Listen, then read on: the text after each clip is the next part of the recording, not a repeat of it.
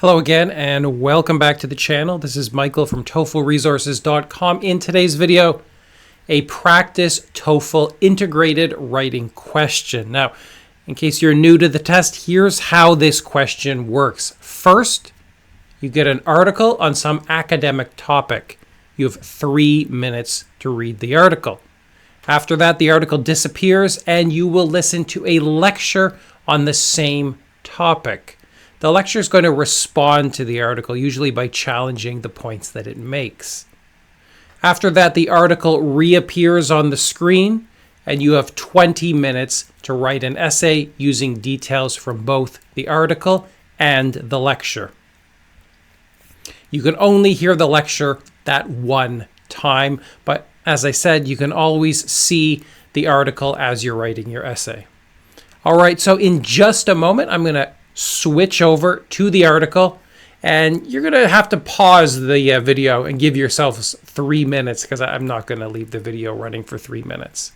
After that, the lecture will play, and then finally I'll switch over to a screen that shows the article again, and you can pause the video and get 20 minutes to write your essay.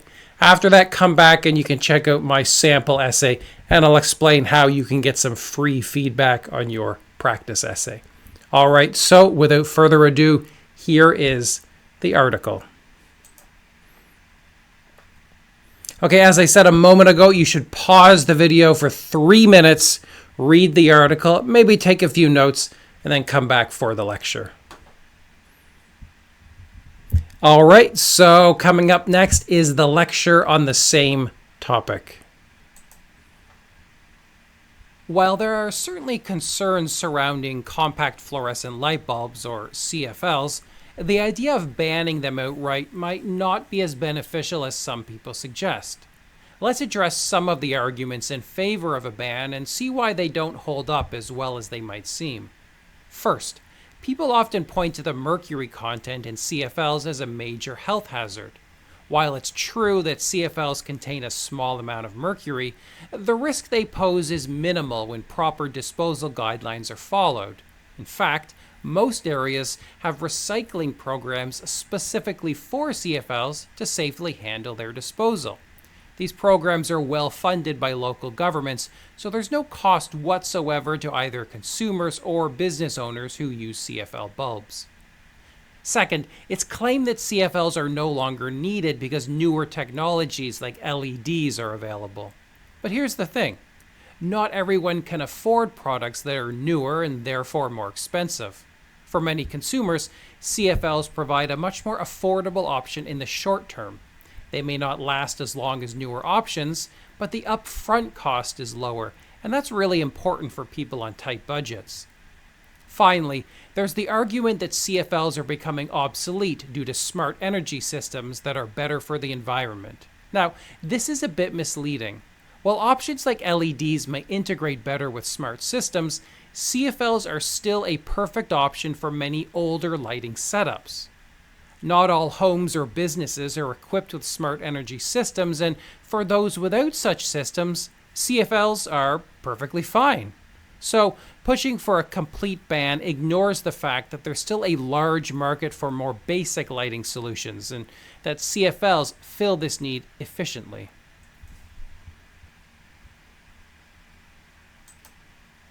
All right, here's the question that you have to write about. It goes like this. Summarize the points made in the lecture, being sure to explain how they oppose specific points made in the reading passage. You have 20 minutes to write your essay. And of course, on test day, you're going to get a screen something like this. The article's on one side, and then you have the other side of the screen to write your essay. You've got cut, paste, undo, and redo commands, and there is a word counter. All right, so you should pause the video, give yourself 20 minutes to write the essay, and come back and you can take a quick look at my version of the essay. All right, so here's what I came up with. I mean, you can pause the video and check out the details if you want, and if you want more specific instructions, you can find one of my videos where I explain this task in detail. But basically, I've got 4 paragraphs. I've got a quick introduction. I start by stating like what the topic of the essay is. It's CFL light bulbs, and then I have a sentence that kind of states what the contrast is, that the reading is arguing that they should be banned, and the lecturer is challenging this idea. And then I state what the lecturer believes, that technology should not be outlawed. And then in each body paragraph, I begin by summarizing the reading point and then the matching counterpoint from the lecture. I generally try to write a little bit more about the lecture than I do the reading. It doesn't always work out, but generally I'm teaching like a 60-40 split. 60% about the lecture, 40% about the reading. And I did the same thing in the second body paragraph. Start by summarizing the reading point and then summarizing the matching lecture point. And then again, the same in the third body paragraph. I'm paying very, very careful attention to my grammar and my language use. In addition to having all of the correct and accurate details, I need to write an essay that has very, very few grammar mistakes. Remember that basically every little mistake you do will reduce your score by a fraction of a point. And if you make a bunch of mistakes, all of those fractions combine into a pretty big deduction. Overall, I'm aiming for about 280, 290, maybe 300 words in total. Probably don't need to write much more than that. If you have any questions about what I've done here, just leave a comment down below. I'll respond as quickly as I can. All right, so that's all I want to mention today, but you can check out my website, TOEFLresources.com, if you want to sign up for some lessons to get special help from me, or if you want to get your essays evaluated with a lot of corrections and details. You can sign up on the website for that service. Meanwhile, as always, you should copy and paste your practice essay about this topic in the comments down below. Every few days, I like to come by. I'll check all of the essays that have been posted. I'll estimate how they would score, and I'll give a few specific suggestions about what you might do to improve next time. All right, I am going to leave it at that. But as always, if you have any questions, just let me know. I'll answer them as soon as I can.